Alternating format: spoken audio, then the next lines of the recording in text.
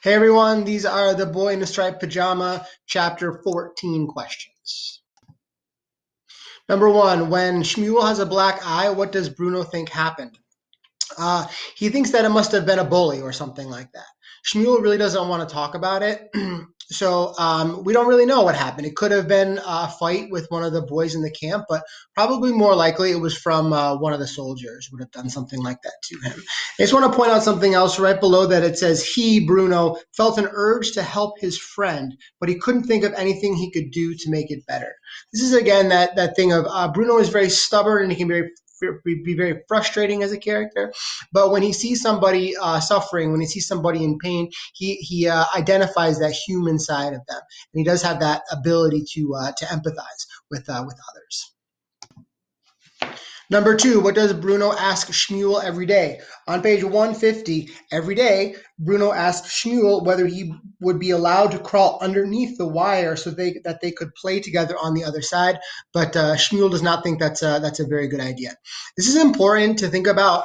Even though there's a fence separating them, it is possible for Bruno to get on the other side, and it is also possible for Shmuel to sneak out from the other side as well.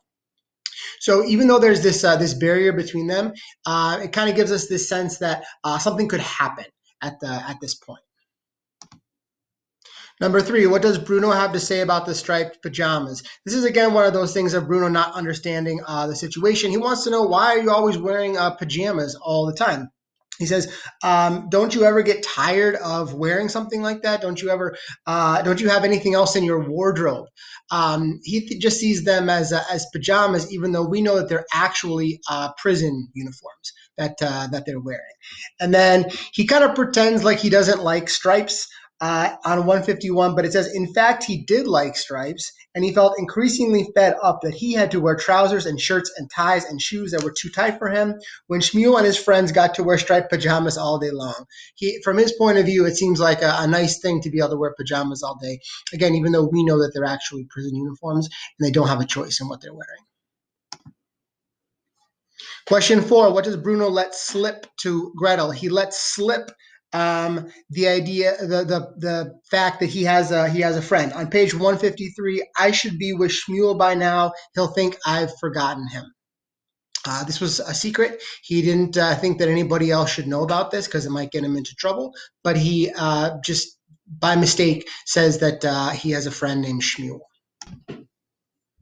Question five, how does he try to get out of it? He thinks very quickly on his feet, and he says that, oh no, it's just an imaginary friend. It's not an actual person. This sort of shows that Bruno is clever. He can kind of think very quickly and get himself out of situations. But I really like this too. This idea of Shmuel as an imaginary friend, right? Not like a real friend. Shmuel is sort of like a ghost in a way, being sort of doomed and like held in this concentration camp. It's a really nice image. This idea of him as sort of a ghost or like an imaginary friend. Number six, why is Gretel sarcastic to Bruno? I imagine some of you can relate to this. On page 157, she had recently had a birthday and turned 13 and thought that sarcasm was the very height of sophistication. She's a teenager, basically, and we all know teenagers can be a little bit sarcastic sometimes. Number seven, what did Shmuel say about his grandfather? This is another one of those details about what life must have been like in a concentration camp that we get told through this story. So on page 158, yesterday he told me that his grandfather hadn't been seen for days and no one knows where he is.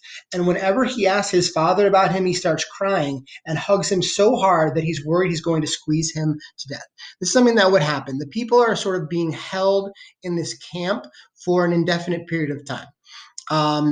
They would do things like work, like build the camp, like do maintenance on the camp, and then people would periodically be killed or executed in these cycles. But nobody knew when that was going to happen. There was no way of understanding what the reasoning was or what the schedule, if you want to think about it that way, was going to be like. It would just People would just all of a sudden be taken somewhere, and then they would never come back.